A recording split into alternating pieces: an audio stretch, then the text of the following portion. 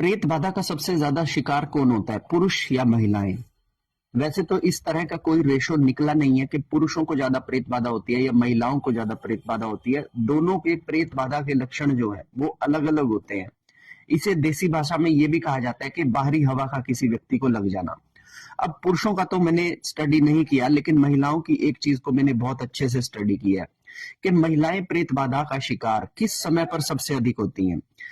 आप कभी भी नोटिस करेंगे कि जिस टाइम पर महिला अपने मासिक धर्म में होती है, जहां पे वो अपने ब्लड को प्यूरिफाई करती है, उसका सिस्टम ही ऐसा लगा है जो उसके ब्लड को प्यूरिफाई करता है। तो जब कभी भी उसका जो बॉडी है वो ब्लड को प्यूरिफाई करता है मासिक धर्म के टाइम पर, पीरियड्स के समय पर, मैक्सिमम महिलाएं उस समय पर ही प्रेत बाधा या बाहरी हवा का शिकार होती है। अब इसके पीछे का कारण क्या होता है मैं आप लोगों को बताता हूं।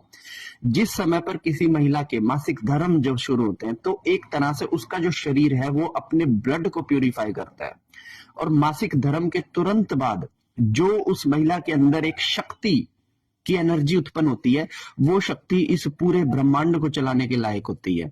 तो वो जो शक्ति होती है ना, वो एस्ट्रल बॉडी में पूरी तरीके से विजिबल होती है। तो जब कभी महिला को पीरियड्स आते हैं तो बहुत सारी नेगेटिविटी उसके बॉडी में प्रवेश करने का प्रयास करती है, बहुत सारी बाहरी हवाओं का वो लेडीज शिकार होती है। और उस समय पर अगर लेडीज अपनी रक्षा कर ले इन चीजों से तो किसी भी महिला को कभी कोई नेगेटिविटी नहीं होगी। अब इससे बचने के लिए लेडीज को करना क्या है मैं आप लोगों को बता देता हूं। सबसे पहली बात तो अपने मासिक धर्म में इस्तेमाल किया हुआ कोई भी कपड़ा या फिर आप जो भी यूज करती हैं उसे कभी भी डिस्पोज डायरेक्टली ना करें। आप उसे किसी पॉलिथीन के अंदर लपेट कर रखें और उसे डिस्पोज करने से पहले थोड़ी सी हल्दी लेकर उसके ऊपर डाल दें और फिर उसे कहीं पर भी डिस्पोज करें, ताकि उसके ऊपर कोई भी क्रिया या फिर कोई भी लाग झपट ना पड़ सके।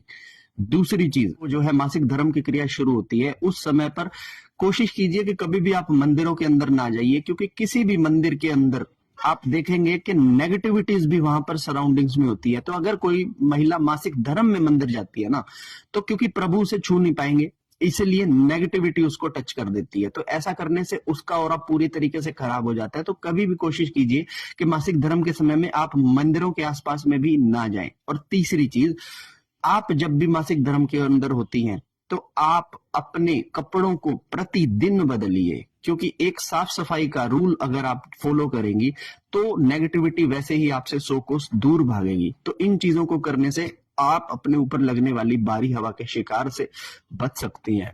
हर हर महादेव।